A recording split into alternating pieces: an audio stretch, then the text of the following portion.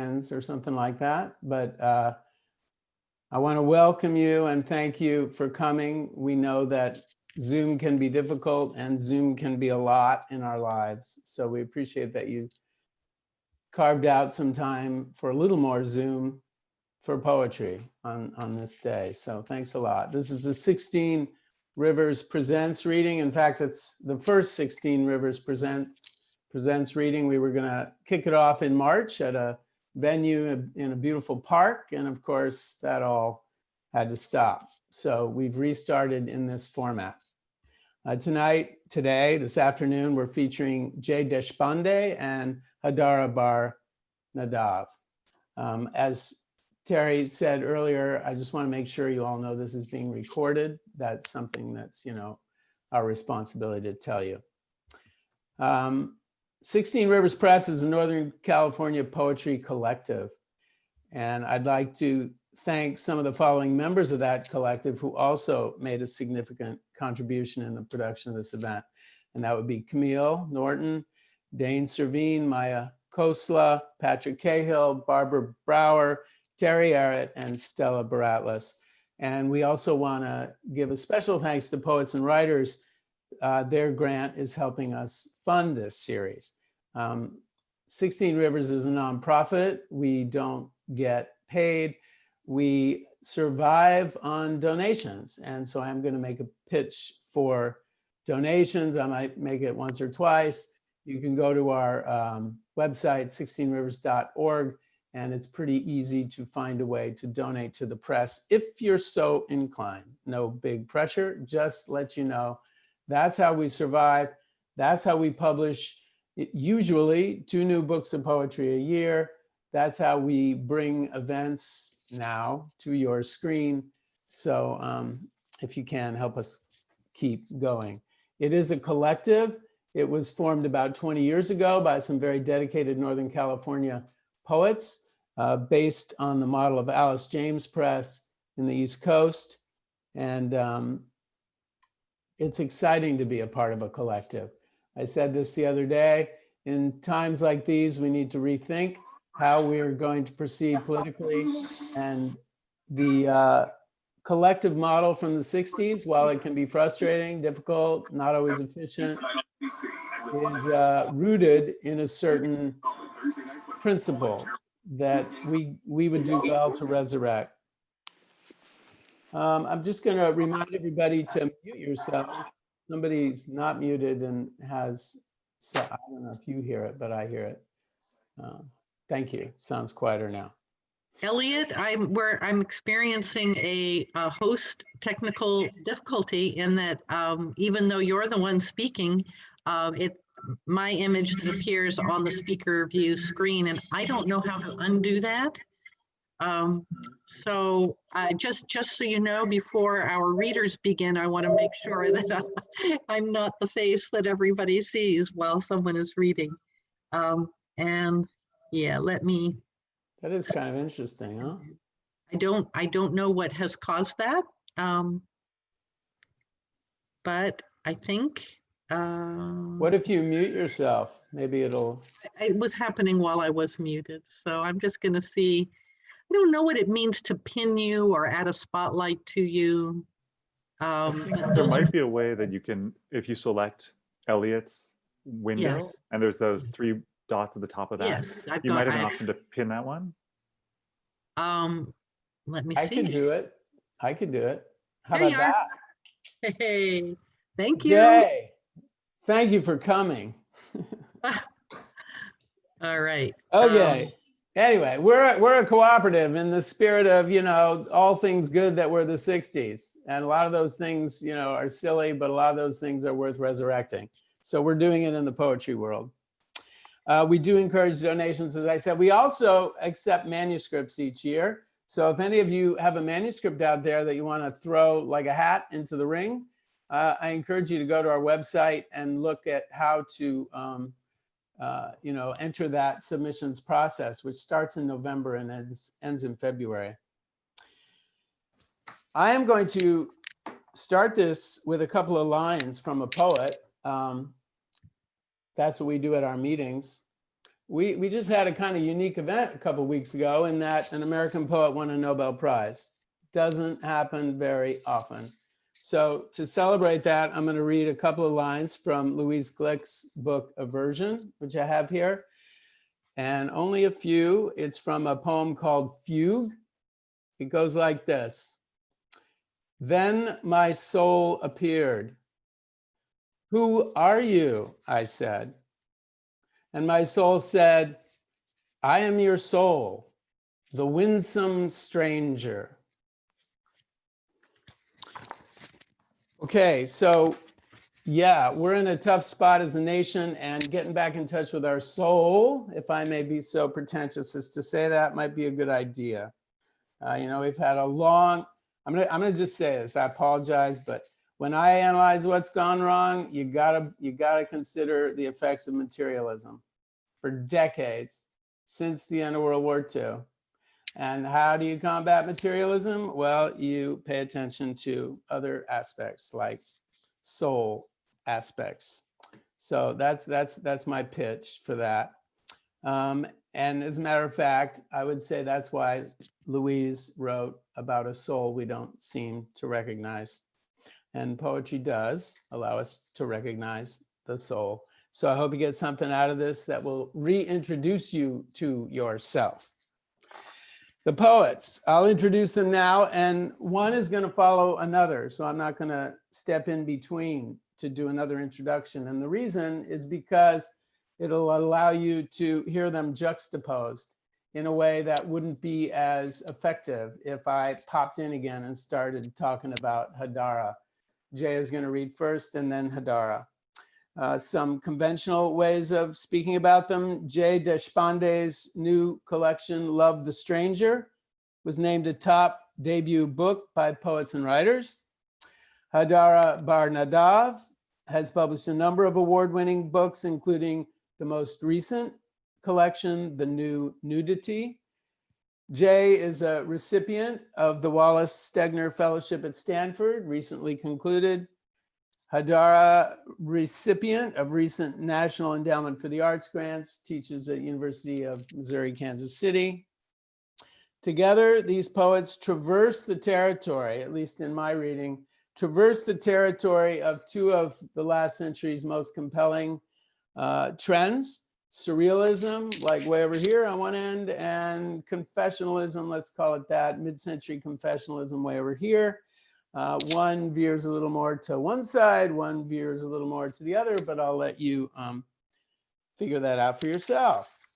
I would say a unifying theme in both their books is love, or rather human connection, which again, in times like these, allows us to transcend what I was talking about before, the deleterious effects of materialism, technology, so many of the things that we poets know all of us struggle with, and return to something more like a world made for a flourishing soul.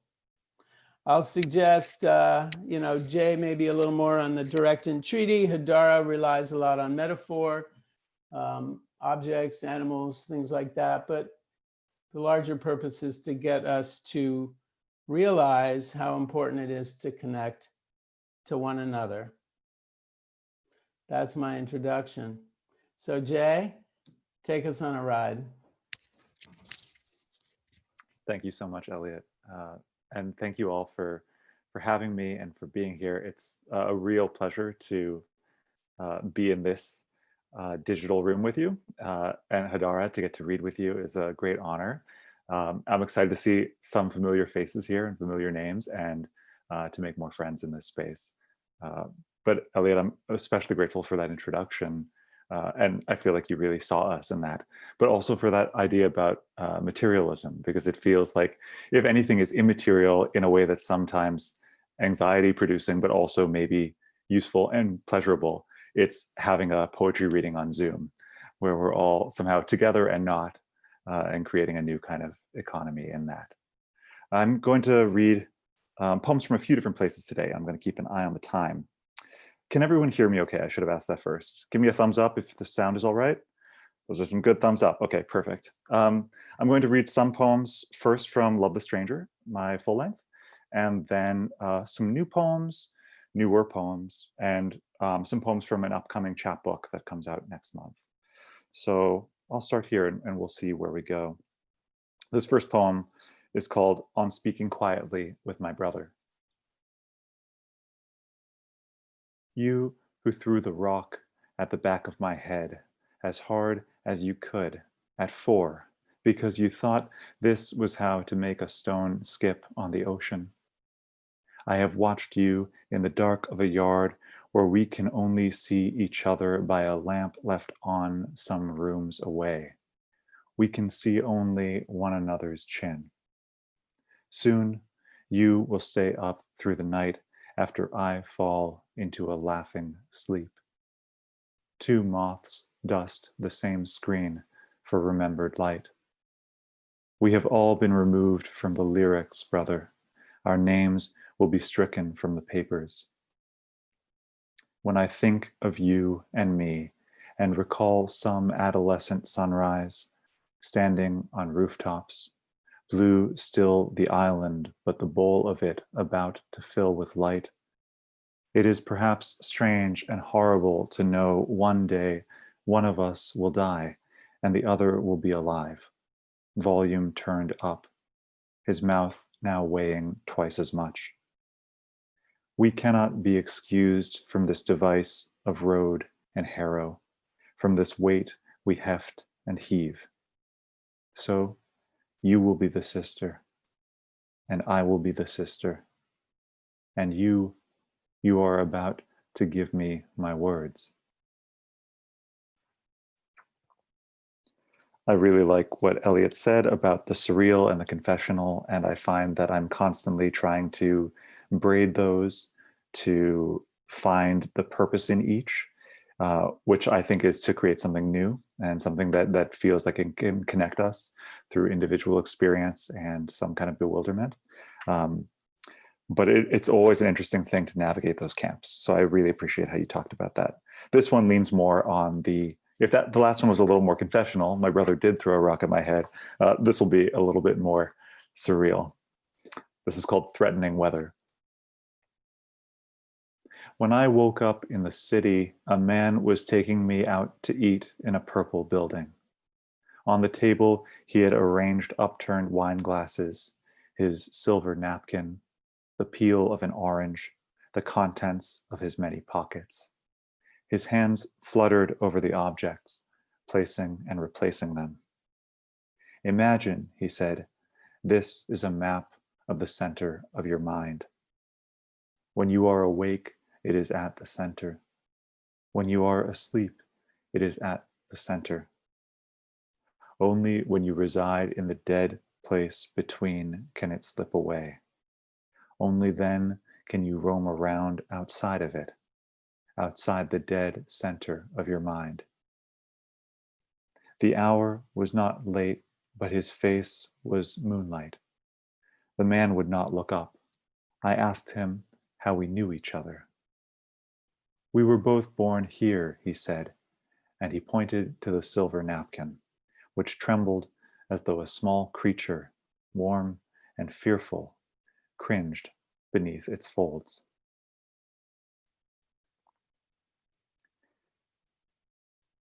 I have a number of poems in this book that have some reference to jazz musicians. And I grew up listening to a lot of jazz, and I find a lot of sort of compliments for how I think about form and poetry in jazz. So there's a bunch of poems just called Chet Baker, and they're not really about the poet Chet Baker. I'd appreciate if you wouldn't think, or not the poet, the musician, you shouldn't think about Chet Baker, the jazz singer and trumpet player, while I read this poem. Chet Baker. We're playing make-believe when the cloud piercer walks in, still wet and wrapped in the blue vines. He looks me directly in the eye, then opens up his mouth. A small porcelain castle slips off his tongue, and he hands it to me. No. It is an organ of sex without gender, It is the teeth of my enemy, who I will not yet meet for 20 years. Eliot had mentioned before and requested very kindly another poem with a jazz reference in it. This poem is called Strength. It's somehow both about Miles Davis and the Strength card from the Major Arcana Tarot deck, if that can work. It begins with an epigraph from Sylvia Plath. Perfection is terrible. It cannot have children. Strength. Mostly it goes, and then it goes farther away. A car leaving town down a dirt road. Remainders in the glib afternoon. Silt of wine still in the glass, or echoes of summer motion in curtains you can see through. Motion brought about by nothing but the wind. Soon it billows out to months where the night rises like a fence in the distance, then not the distance, then nearer, and the questions keep coming back. Something half heard in sleep about the hands, about the lion's jaws. Wake up wondering after love which way gets you back to the house alone. Which lie to believe. Outside some neighbors laugh, children laugh, soon they'll be your neighbors. Vessel passing further, rush of recalled fire. This is what self-control becomes. We are holding the lion before we want to hold the lion, and after, and every moment in between is unexplained and horrible. There is nothing quite so alien as being correct. Her body rising from the bed, now leaving the bed, now far away in another country. Watch yourself grow muscle in your failures and hate it. Warbler mindless jumping branch to branch. Miles Davis, that was it. Near the end of his life, he played new songs every night. Harsh ones no one wanted. Haze and copper, neon, fuzz or bramble. People came only for the legend. One night he got on stage sick enough to not know where he was. He counted off and started to play, but it was My Funny Valentine. And then I thought about you. And the audience was ecstatic, hearing what they wanted. After, a young piano player peered into his dressing room, found him hunched before the mirror. Miles looked up. Kid, you know why I never play those songs, no matter how much anyone asks for them. He paused, looking wide at the ceiling, like there was something to prepare for, someone still to fight. It's because I love those songs. All right, switching from the poems there, I'm going to read a few somewhat newer pieces. Let's see how we're doing. Great.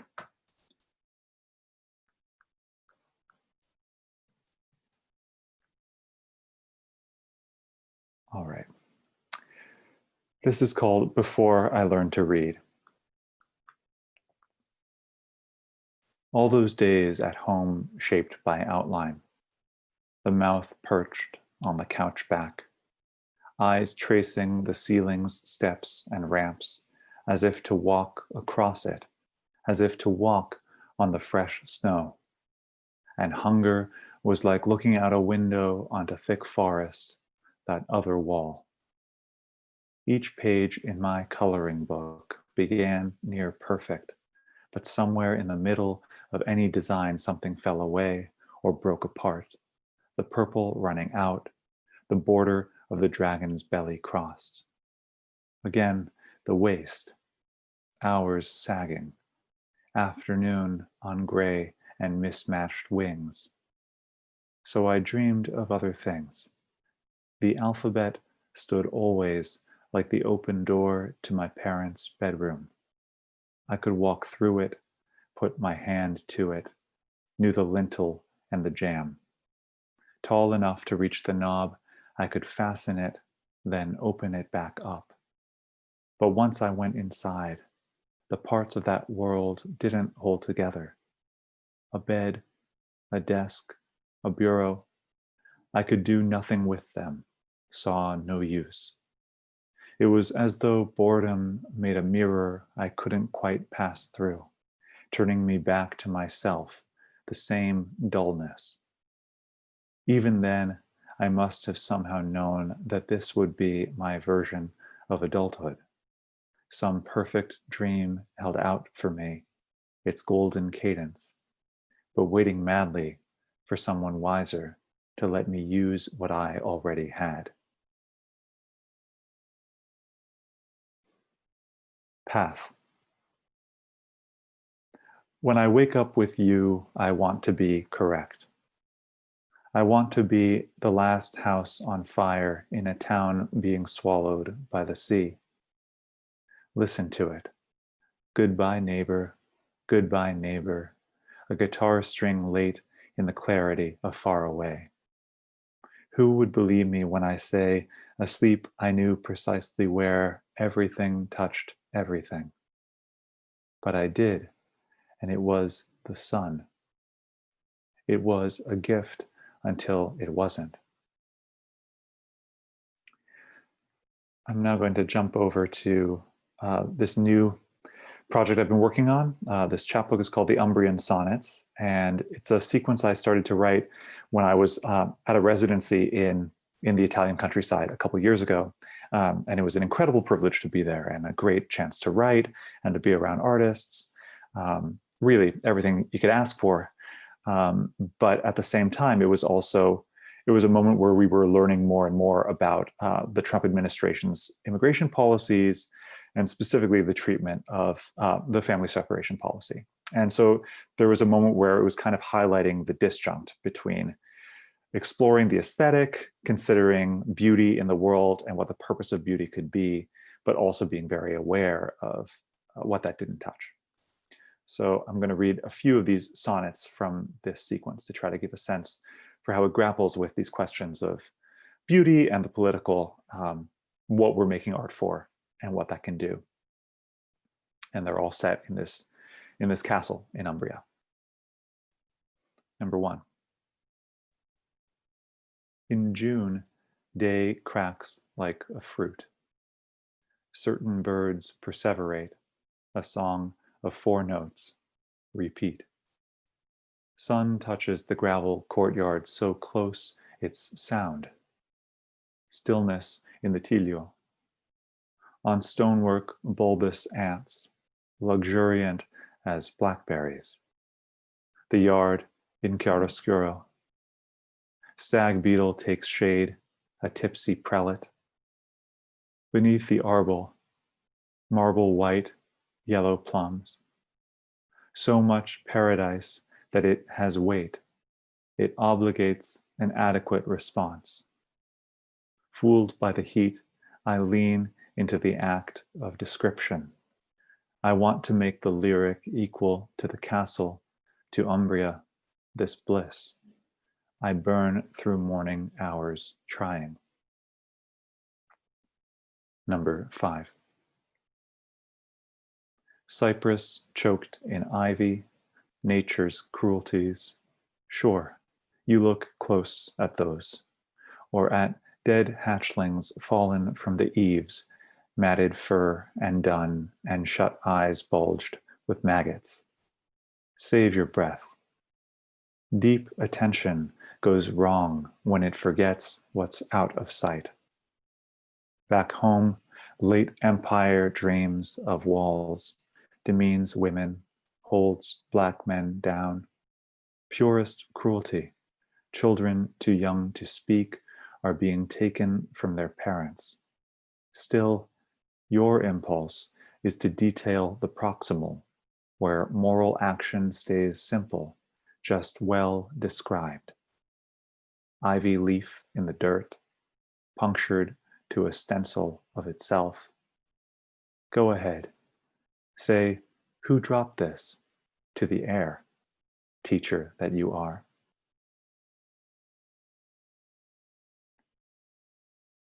And one more from this sequence. This is the final poem in the set, so it's unnumbered. just hovering. Like a face coming out of the table, or the curtains of dawn drawn back, thunder the lesson again. You are always making a new discovery. You are always starting over. The brief idea of yourself was born outdated. Everything that's true, asking the ego, lovingly, let go.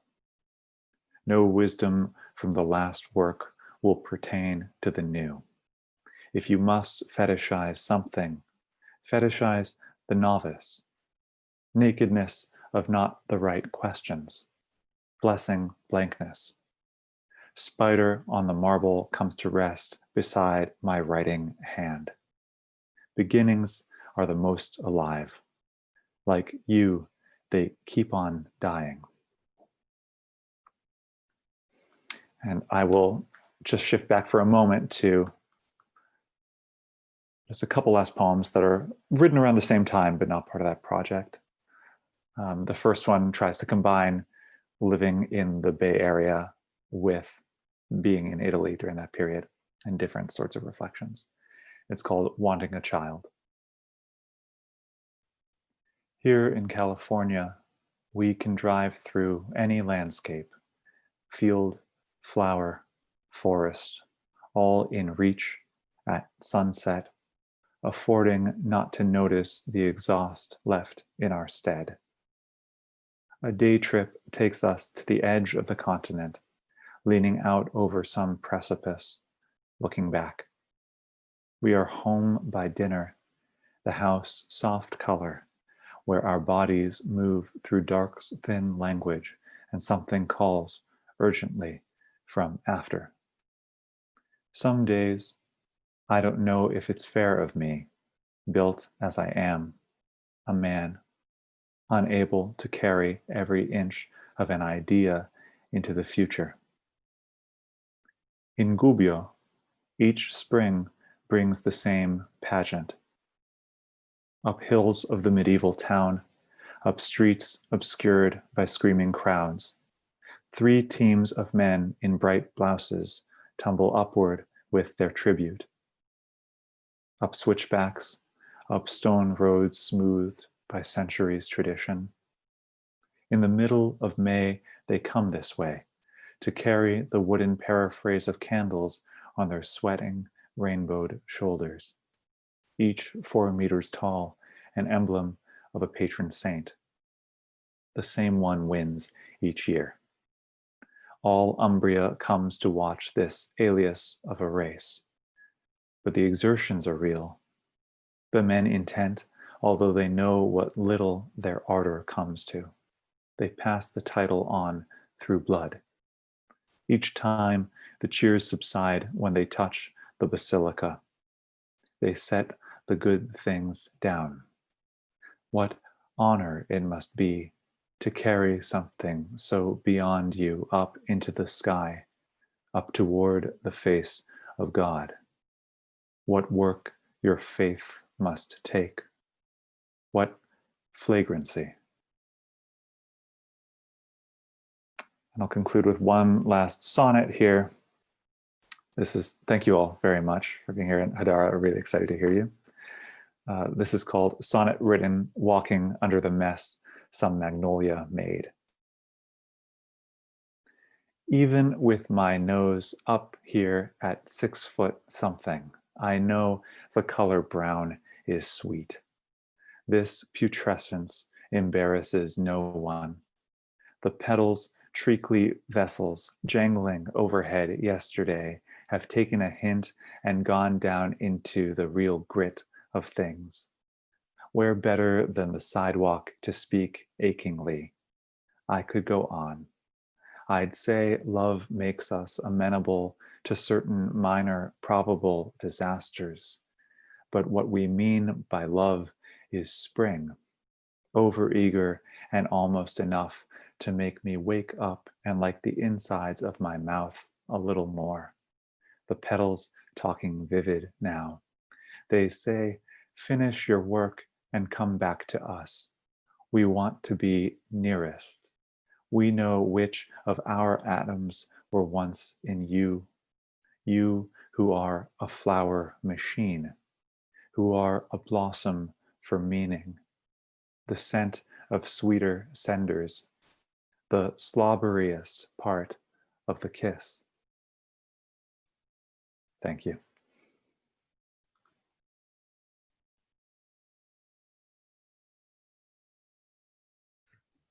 I'm going to unmute just to clap. Multiply that by many. And now Hadara. Hi, everyone. I wanted to say thank you to 16 Rivers Press, to Elliot, Terry, Camille, and to Jay for those beautiful poems. I'm very glad to be here with you all with poetry. And I've been thinking quite a bit about family and separation and loneliness and its antidote, which might be at this point poetry when it can't be anything else. For what it's worth, it's been a very complicated week. A friend of mine died whose funeral was today. And my mom fell yesterday and had emergency surgery this morning after breaking her arm in 3 places. She's 85 years young and a total badass, and she will recover. But it's a time when it's a lot, but I know it's a lot for everyone. And I'm really grateful to be here with all of you with poetry. I'm actually going to go back in time a little bit and read from an older book of mine, The Frame Called Ruin. This is a poem I wrote when I lived in an apartment complex in Lincoln, Nebraska, called The Sun Also Lonely. When I drink milk less lonely, when I hear the neighbor upstairs walk across my bed less lonely, or take a shower in unison with him less lonely, and keep the nightlight on though I'm well past childhood. Though I have an encyclopedia and a globe, and stash KY jelly in my nightstand, and have chapped lips from kissing the back of my hand. Though I fall in love with a good nut bread, though I have a picture of a woman on a keychain, though she's smaller than a thumbprint and already dead, though I sometimes share my bed with a poodle less lonely and convince myself less lonely, that ultra white teeth and wrinkle cream less lonely, and strip my bikini line less lonely, and stand too close to strangers on the elevator, and go to a tailor who touches my breasts, though I eat breakfast with the television and have a limitless cellular plan, and never pretend I'm talking to someone on the phone less lonely, or listen to my ear bones crack, or chew the insides of my cheeks, or hear my neighbor hum during sex with someone less lonely, or wait less lonely for the sun to break. I'm going to launch forward a couple of books to the new nudity, which is a book that looks at the inner lives of objects and body parts. I'm going to start with Door. Hung by 2 pins and swelling, lacquered and puckering, effaced by thumbprints sealed with grease and ink. Your quick hands cancel my gunmetal locks. No one notices my head. No one soothes my forehead with a cool cloth. You handle me, he handles me. My gold protuberance available by turns. I am legless and cannot move. I am tongueless, mute to your touch. I unleash my deranged triangle of shadows when pushed. If you look under my skirt, you'll see the darkness of another world.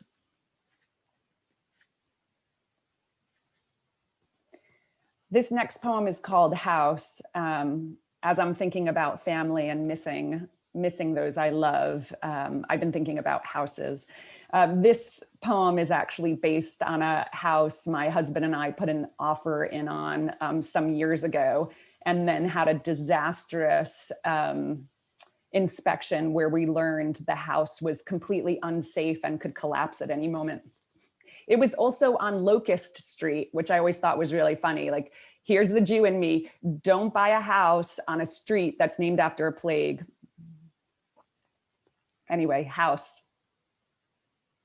Ghosts in the attic, heaven made of foam, pink insulation unfurling like a gown, the sad glitter of it, my love of decay ever frothing.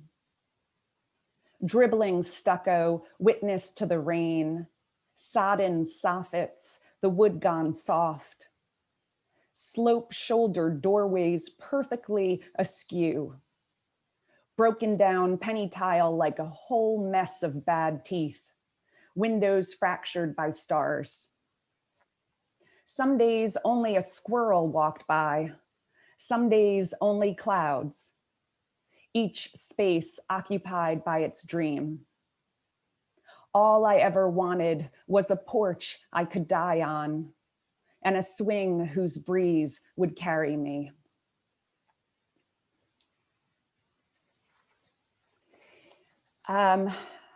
Okay, this is a poem I don't think I've read at a reading before, but it made me think of my mom, who gifted me, I don't know if you can see it, this little Star of David, which has a lot of symbolic resonance and is often much heavier than it feels. Necklace. Dark chain of drool, silver coil, quick noose that severs the starry head of each dream. Tighten and pull, slice clean through. At the center, a star, a wound. To whom do I belong? What neck will have me? Little star whose little heart is an SS death squad. Each point like a dart, 6 darts, 6 knives. I mark you with my terrible metal smile. You are next in line to die. I burrow into the base of your neck, carve away a dimple of bone, and scent myself with your skin, fear and damp hyacinth.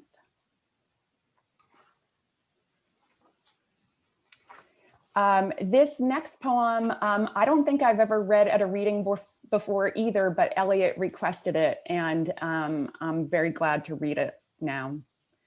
Mouth. I push my mouth like a small dog away from me. Mongrel, to whom do you belong? On the highway, we see hair stripped from skin, pimpled, pale as spoiled milk, cows packed into metal crates on I-80. Their mouths are slack, prepped for slaughter in splattered factories in Lincoln and Des Moines. My mouth pouts in the back seat and weeps, an ice pick turning inside my mind. We are all in pieces. Sad we are not Picasso, who could make beauty from a horde of destructions. Other trucks drive by, this time carting pigs, then horses, then people. People stuffed into crates, reaching for rain through the slats. They did not want their mouths either, hungry and crying, hiccuping black air. Their tireless need to announce themselves like clamorous children who want and wail.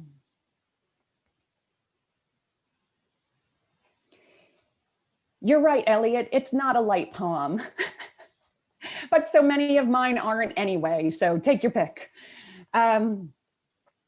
This next poem is Aurora Borealis, and it was actually a Facebook inspired poem in a way.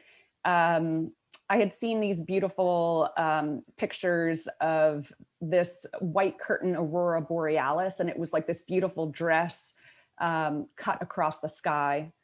And I had read this story of a young woman, a 16-year-old named Ambreen Riasat, who was murdered in an honor killing by several people in her village, including some of her own family members, her mother. And her crime was to help her best friend elope. Dress. See me for miles, light streaked, death streaked, a disturbance. I am disturbed, theatrical and skinless, electrical all edge, a knife of ice carving the sky. White blades, white fathom unbridled. White that is red, is pink, is hue, is glazed enormity, tangerine plush. And then comes the blood, scarlets on fire. Why is a girl always on fire? What makes her crackle? Breathtaking, the cut waist, thighs rushed by smoke, royal of voil, combustible. So I loved, laid, slept for days, blinked, breathed flame, paraded like a god, gianter than God, and invincible, made of nothing at all, fleshless, a fuse of refusals. And am I beautiful now? Who owns beauty? Waiting for your tongues to slip by. The last poem from this book, I'm going to read some newer work as well, is Zombie. A zombie is a head with a hole in it. Layers of plastic, putty, and crust. The mindless must be sated. Modeled men who will always return, mouthing wet promises. You rise already harmed and follow my sad circle as if dancing on shattered legs. Shoeless, toeless, such tender absences. You come to me ripped in linens and reds, eternal, autumnal, with rust and wonder. My servant sublimate, and I am yours, the hot death we would give each other. My dark ardor, my dark auger, love to the very open-mouthed end. We are made of so much hunger. So I'm going to launch forward a little bit and read some newer poems from a manuscript that is largely informed by intergenerational trauma and pharmaceuticals. I was a medical editor in another life, and some of the work I did haunts me, and some of the work I did informs my poems. Difficult balance. In any case, this is a prose poem called I Took the Drugs. I took the drugs marked sleep for sleep, and the drugs marked joy to trudge through grief, and the yellow drugs to crack my Vaseline smile, ooze trickling the length of my spine, the hair on my arms electrically charged. The stop my mind from shaking drugs for blood-dipped dreams, the stop crying drugs that left me hazed in a hangover for empty weeks, the taste of copper licking my lips. I took the drugs for side effects, the drugs for drugs, bottle shape they shoved me in, body of sludge. Call me the great undead with a pharmaceutical edge and a head full of mud. But I believe, if I believe hard enough, if I am a believer on my knees, praying for ease, oblivion, please.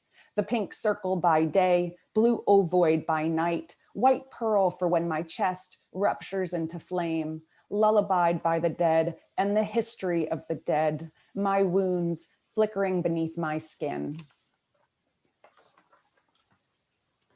So I'm going to read a few, and they're short erasure poems that are based on various pharmaceutical package inserts, which I used to write and edit. And these are based on medications that my family has recently consumed. The first one, Your Mind is Night, is from the tretinoid gel package insert, or Retin-A.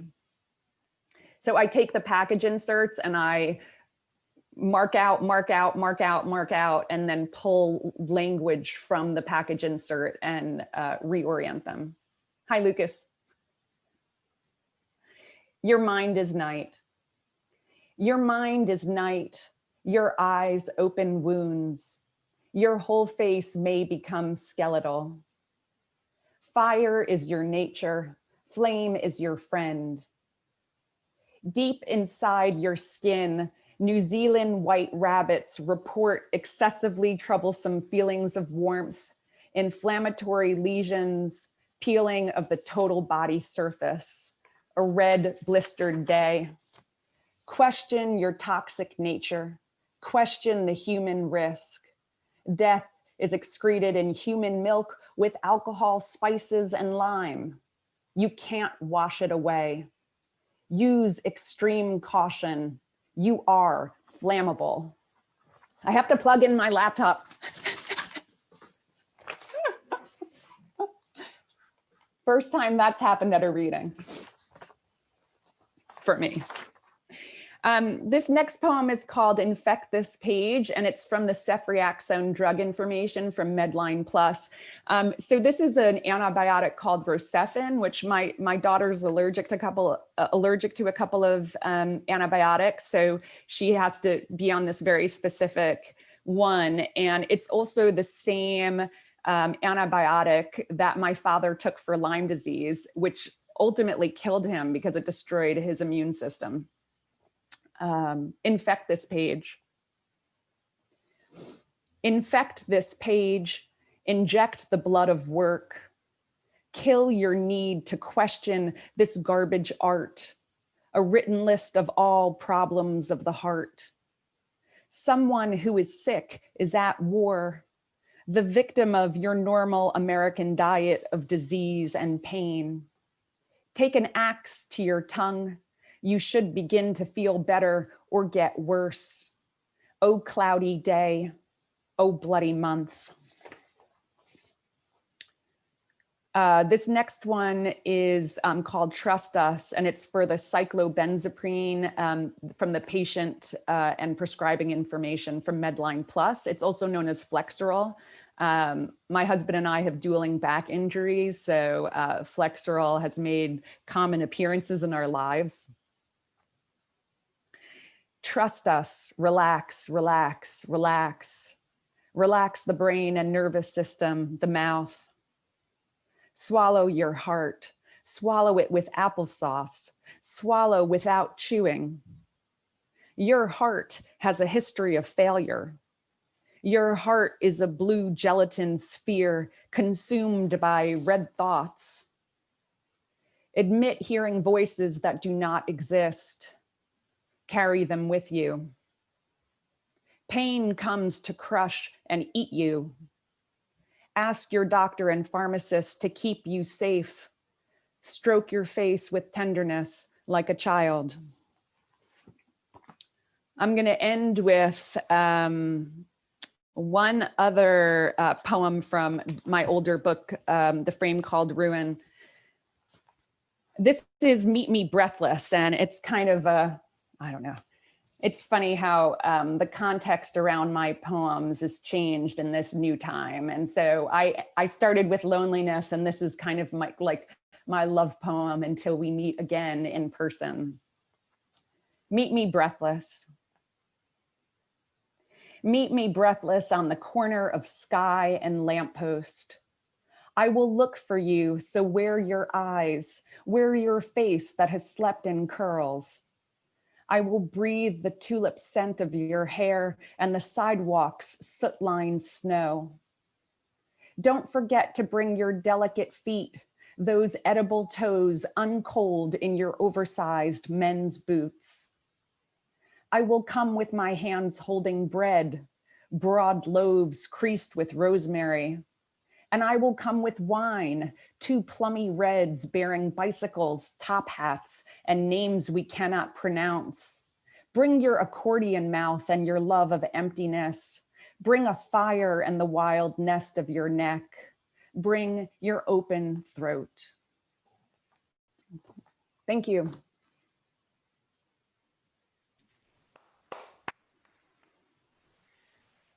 Well, I don't know. I guess I should pin myself or something.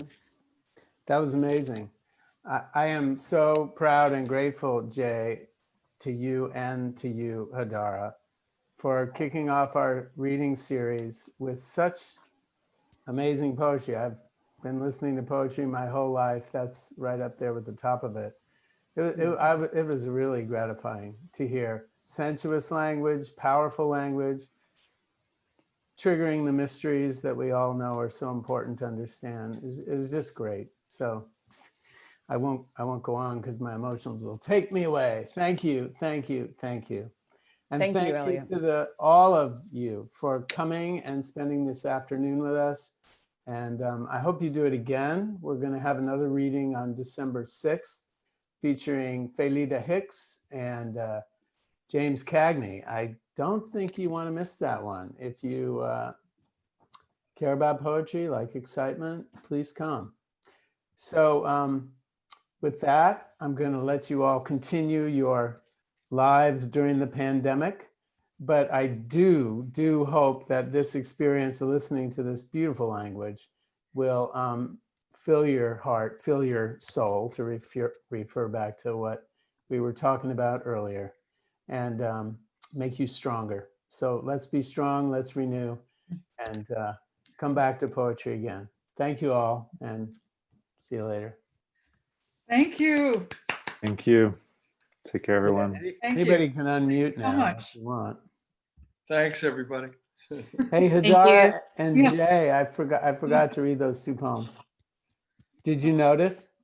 I just thought you decided against them. No, Let's that say it was was just- intentional. Yeah, it was I- perfect this way. it actually was, because you were both so good that why would anybody want to listen to me? But I did just space it out. So, but yeah, there probably was a reason. Yes, as in these crazy messed up times. Yeah, Absolutely. yeah. That can make Yeah. that can make one spacey. Absolutely. Hey, don't be strangers to us. In this day and age, it's not hard to stay connected across miles. So don't Yeah. be strangers. Sure, yeah, and so glad Will that do. you guys are starting this series too. This seems really wonderful. I'm glad to get to be part of it. Yeah, me too. If this were a reading with a table and people present, we would have had all your books out. And I suppose I should have, and that's another thing I overlooked, was to plug your books, but people know that, and Yeah. they'll go find you. And I hope you, sell some books out of it. Get those books in people's hands so they can enjoy it in the moonlight or wherever it needs to be enjoyed. Yeah. Does anyone else from 16 Rivers want to say anything to our poets? I Well, would yeah, like no, to say something just very briefly as the co-Zoom host. There are some lovely comments, feedback on your poems and your readings, Jay and Hadara, in chat. And so, before we close the meeting and then the chat goes poof, I just wanted to invite you to take a look at some of those beautiful comments. It's great to all be in conversation there too. It's the nice thing that at an actual poetry reading, we don't get to talk at the same time as we listen, but there's something beautiful to see all this. So thank you all for being in there as well. Yeah. Fantastic reading, you guys. Yeah.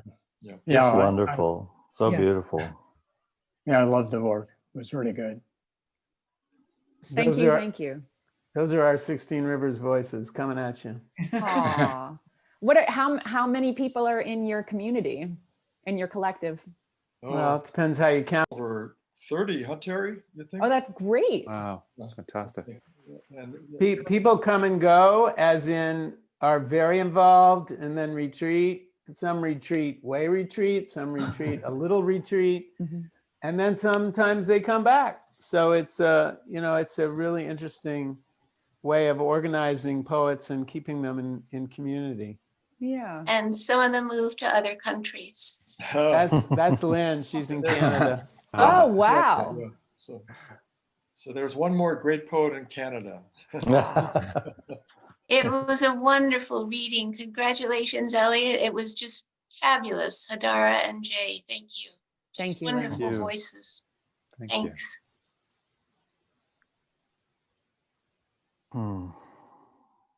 Yeah.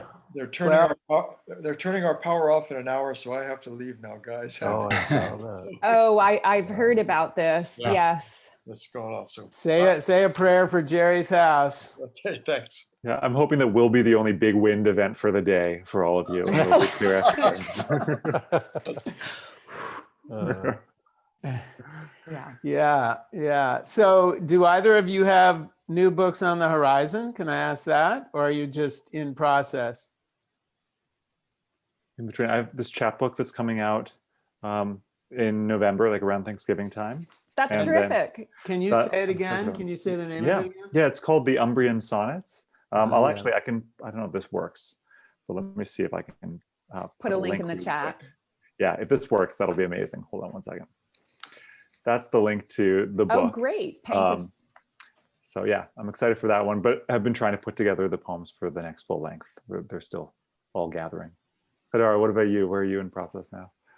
I'm in the process of putting together a new manuscript also. It's wide reaching, but the pharmaceutical poems are in there.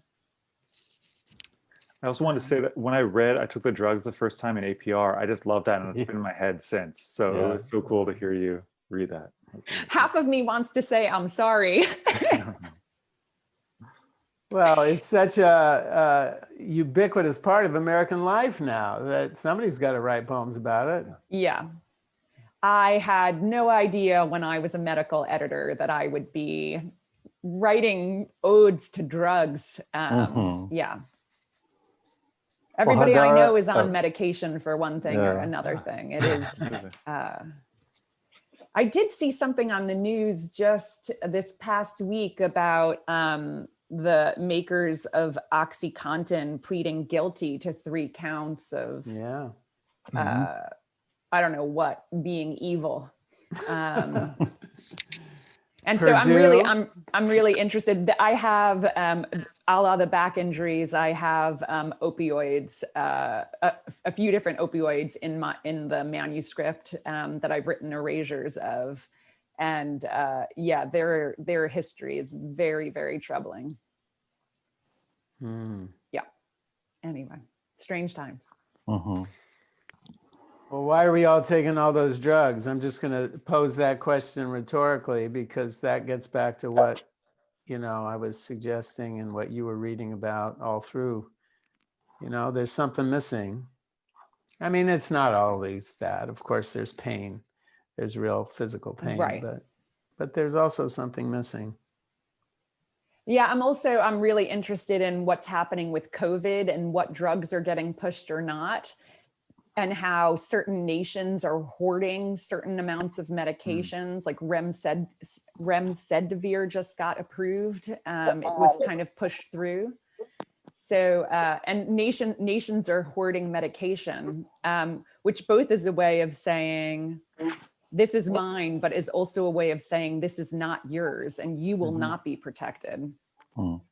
So there's, yeah, I'm sure you've all heard about the stockpiling stuff going on. And there are already all kinds of actions going on around vaccines as well, and which countries have purchased 1 million, 5 million, and are coming up with plans to disseminate the vaccine. So that's going to be a really interesting time across the globe. Yeah. Once there is the vaccine, who gets it? What do they pay for it? What's the access like? Who gets to decide the access? And at that scale too, where it becomes like a securities exchange almost, the ways that moves on that level around the world, Yeah. and the kind of shoring up of it that's necessary to protect in like a time of pandemic like this. It's just staggering to think about. Oh, here's Jackie over here. Jackie, you didn't get introduced. Do you see? She's one of the original founding members, along Hi, with Jackie. Terry. Hello. Oh, Jackie, you have can't to hear unmute. you. I'm gonna unmute you. Wait, Jackie, unmute yourself. Oh, okay. I'm unmuted. Am I unmuted? Well, I was actually, hi, Jackie, but I was talking to this Jackie. Oh, You can say hello to both Jackies. hi, both Jackies. Right. This has been a wonderful reading and a wonderful launch for our poetry series. And I'm thinking in terms of what we've just been talking about, the lack of American leadership in the world and this America First idea, which has spread internationally, Right. is partially responsible for what you've been talking about. Pretty horrible. But we can change it. I hope so. Yes, we all do. Really I need to. hope so. Well, I'm going to sign out, but like I put in the chat, I just wanted to say my thoughts, Hadar, with your mom. I Oh, thank you. didn't realize with my mom stuff going on. It's like, I Yes. appreciate the connection there. And then Jay for having shared the Yosemite Mariposa space in the last day or two. Coming Nice to through meet you. there. Thank you. Dane So- has the book coming out next spring from Yeah. us. Fantastic. It's a beautiful, I'm being honest, beautiful book Thanks, Patrick. of short prose like poems that'll knock your socks off. I can't So wait to read it. keep an eye out Congratulations, for that. Dane. Yeah, Congratulations. thank you. Thanks, Elliot. Yeah, no, it's true. It's true. All right, bye, everybody. Bye. Well, we could order out for Chinese food, Sounds perfect. but I don't know. I hate to close it because I feel like I made two new good friends. So again, I want to say I hope you stay in touch with the press, all of us, and maybe I'd like we'll that. reach out to Absolutely. you if too much time goes by. Absolutely. Yeah. Sounds Thank you so great. much for having us. And Hadara, great to meet you. Great to meet you it was really nice too. to do this today. I hope somehow we get to meet again, maybe at an AWP or. AWP or in Kansas City, because I'm there Oh, regularly that's right. enough that yeah. That's hopefully right. we'll be And there. what is the Kansas, where in Kansas is the connection? Yeah, my wife's family's in KCK. KCK, So okay. yeah, on the other side. Oh, pretty often. great. All right, yes, So yeah, once we're definitely. traveling again and things are back to normal. I'll be in the Yeah, area. whatever normal looks like. Exactly. Yeah.